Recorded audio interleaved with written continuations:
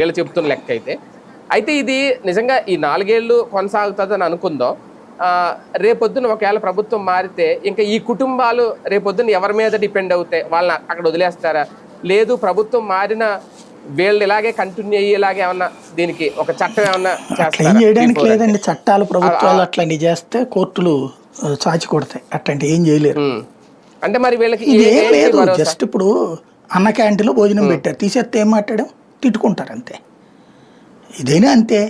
ఇప్పుడు జగన్ టైంలో అదేదో 18,000 ఇచ్చారు చేయూతని, ఇప్పుడు ఆపేశారు, ఏమంటారు? అది జీవో ద్వారా ఇచ్చింది కదా, తీసేశారు, తిట్టుకుంటారు. జగన్ టైంలో వాలంటీర్లని అంతమందిని పెట్టారు, 2.5 లక్షల మందిని. ఆయనకి 5,000 ఏందా చీఫ్గా, నేను బాగా చీఫ్గా చూస్తున్నాడు, జగన్ నేను వస్తే 10,000 ఇస్తానన్నారు. 2.5 లక్షల మందికి ఎగ్గొట్టారు, అసలు శాంతం తీసేశారు. ఏమంటారు? చట్టమే కదా అది, జీవో ద్వారా ఇచ్చేదే కదా. అదేమంటే సరిగ్గా జీవో ఇవ్వలేదు, సరిగ్గా చట్టం చేయలేదు, ఎట్లాంటి పోచుకోలు కబులు చెప్పారు, అంతే ఉంటది.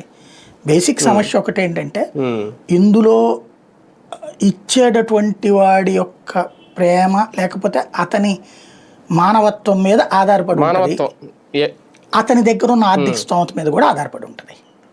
సేమ్ టైం వీళ్ళ వ్యవహారాలు చేసుకుంటూ వీళ్ళ ఎదుగుదలకి దీన్ని వాడుకుంటే సక్సెస్ అవుతుందండి.